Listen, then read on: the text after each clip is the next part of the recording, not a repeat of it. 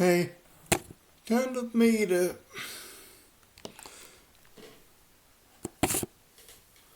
John 4:23. Again, John 4:23. So, Easter's come and gone, but Jesus is alive. Jesus is still alive, Jesus alive and alive. In the beginning was the Word, and the Word was with God, and the Word was God. John 4:23. This is Jesus talking. Jesus talking to the woman, the woman at the well.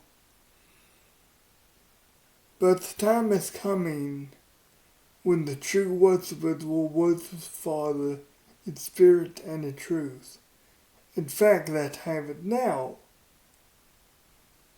That time is now here. And these are the kinds of people the Father wants to be his worshippers.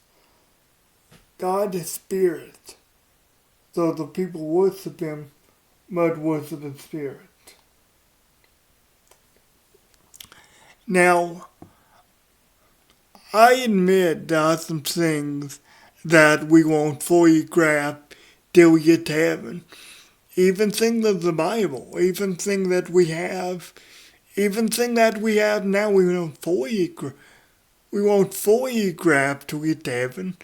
Now, I say fully because we know what we need to know. We know what's in the Bible, we know it's essential, but we still have finite minds. We still don't fully comprehend, can't fully comprehend everything that's in the Bible and why it is there. All we can say is, we know what we need to know, and that is true. I was thinking about this while talking to my nephew, because my nephew is Saba's attack. I mean, he's on the 8, but he reads his Bible, which is very impressive for an 8-year-old. But we were talking about something. I forget exactly how this came up, but he said something like, I read in the Bible that it says he didn't tell me exactly what he read, but he said that God did everything basically for Jesus. And I told him I understand the spirit of what he's saying, but Christ also deserves to be worshipped. Because if you read a little further, I mean, Christ does say things like that. Even in this verse, he points to the Father. He doesn't point to himself. He doesn't point to the Messiah. But in other verses, he says stuff like, I and the Father are one. No one comes to the Father except through me. Things like that. I thought about that. Because secular people would often say, maybe especially around Easter, they say, why do you worship two things? You worship God and Jesus when you came to only have one God. Well, we'll talk about that more next week. Why Jesus has certain authority to intercede. But again, Christ points to God because every good and perfect thing comes from God. I mean, Jesus is fully God, but he was also fully man. He was fully submissive to the Father. He understood that for himself, but he also understood greater than himself was the fact that we need a model. We needed someone to model being submissive to the Father, even to the point of death. I mean, it's interesting. I forgot to say this. Oh, no, I didn't talk about that week. It was a Facebook vote. But I was reading the Gospels, a couple days ago. And, I mean, there's only a slight variation in one, but I'm not here to talk about that. It's interesting that Jesus says, Jesus prayed to God that this cup be taken away.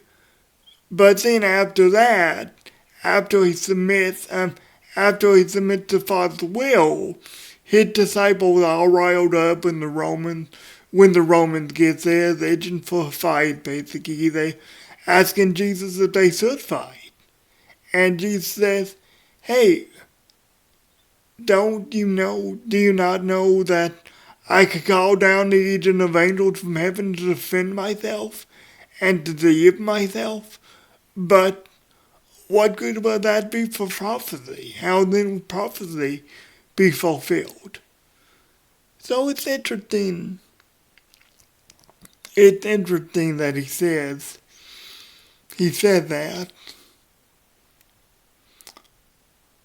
Like I said, Christ also know more important than himself that we need a model of his submission to God. He was fully man, fully God, so we're saying he recognized our propensity to maybe worship an idol, especially man's propensity to worship idols and worship things on the earth. I mean, it was really prevalent back then. Maybe even more prevalent than it is now.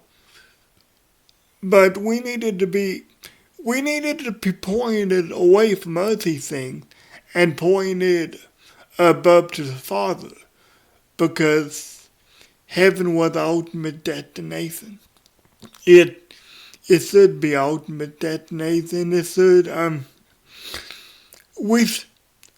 because Christ's power, everything that Christ can do, comes from God. So if we just worship Jesus without seeing God, without focusing on God as point is, and vice versa. If we just worship God without seeing Jesus, it is pointed to. No one comes to Father except through me. He who worships the Father also worships me. And like I say, I told him, and like I say, I did. I mean, not explicitly so, but I did tell him something like that. He, like I say, he's only 8 years old, but it's important for little children and even those who don't quite understand yet to read the Bible and ask questions, because asking questions is what Jesus wants you to do. If you ask the right questions honestly, and if you ask the right questions honestly and with a pure heart, then God will answer them for you. I mean, God will give you the answers. God not offended that you ask something. God wants you to have help in those answers. I mean, God wants answers to come to you because you ask them of a pure heart and you're curious. So that's one thing that secular people say too is, oh, Christianity is just about rules. You're not out to ask questions. Well, no, if anything, you're called to ask questions. You remember Abraham Abraham questioned God, which God knew everything anyway. But Abraham questions God about Sodom and about this was after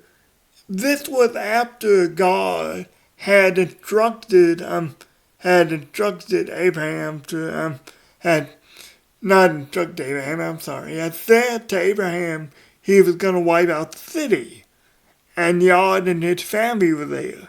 Abraham's family, Yod and his family were there. So Abraham questioned God. Abraham said, "Oh, what if you find 20? What if you find 50 people? What if you find 20 righteous people? What if you find 15? What if you find 10?"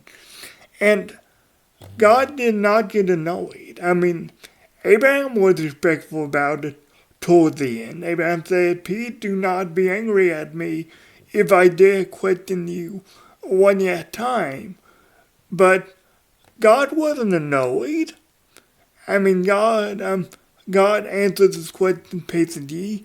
Like I say, God already knew everything he would act and how this would go down.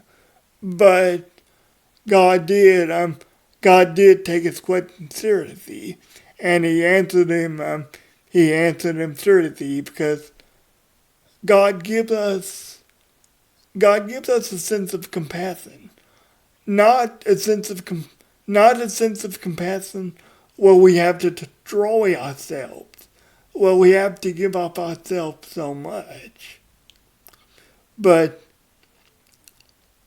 he gives us a sense of compassion so much so that we will see, even without Jesus, because Jesus hadn't come in Abraham's time yet, even without Jesus, we would still see some glimpse of heaven, and we would recognize that we would recognize evil from good, and we would recognize that God is the only way.